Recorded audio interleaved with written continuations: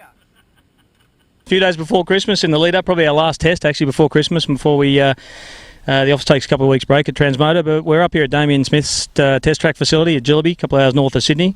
Really interesting time, you know, at the moment when people are talking about the resurgence of two-strokes, and you know, here we have a Beta, Italian company, been 2 years in the works, and they've actually developed a completely new engine. So rather than other guys bringing it out of mothballs or sort of revamping an old two-stroke engine, you know, Beta's come out and produced something pretty special. You know, it's got die-cast cases, there's a magnesium clutch cover, some really interesting work with the power valve and the extra boosters it's got, some resonating chambers, etc., etc.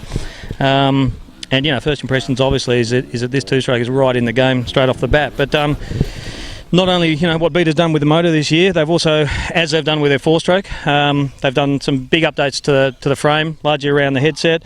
It's got a polycarbonate subframe. They've done a lot of work there. A lot of work lowering the fuel tank, lowering the centre of gravity of the bike, the suspension, the 48mm Sachs fork.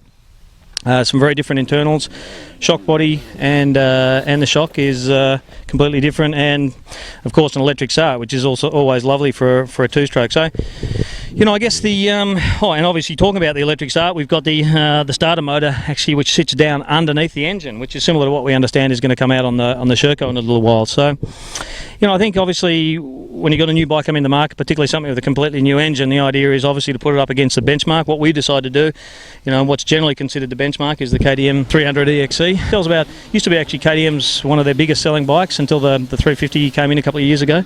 Now sells about 500 units a year, so that'll give you a bit of a, I guess, Beta something to aim for. So what we did is we put the all-new Beta up against the Austrian bike, and very interesting, very interesting. So we spent a couple of days on that in extreme terrain, down here on a grass track, on enduro loop out the back. And before we're done, just to add a little bit of garnish to the story, what we also did, Beta, obviously all those upgrades I talked to you about. There's a lot of work also, obviously the wheels, swing arm, hubs, etc. That's also been done to the RR350, which is, I guess, in a lot of ways the sort of flagship of Beta's four-stroke range. They've cut about sort of 4 or 5 kilos off the bike. I think last year we had a weight differential of about 10 or 11 kilos. It's down to about sort of 5 or 6 now.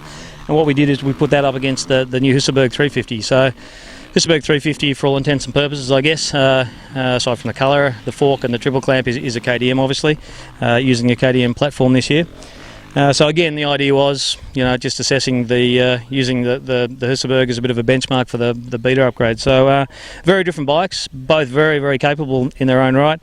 But look, really interesting to see a company like Beta get out there and you know, like they're a boutique company, privately owned, but come out and produce an all-new engine.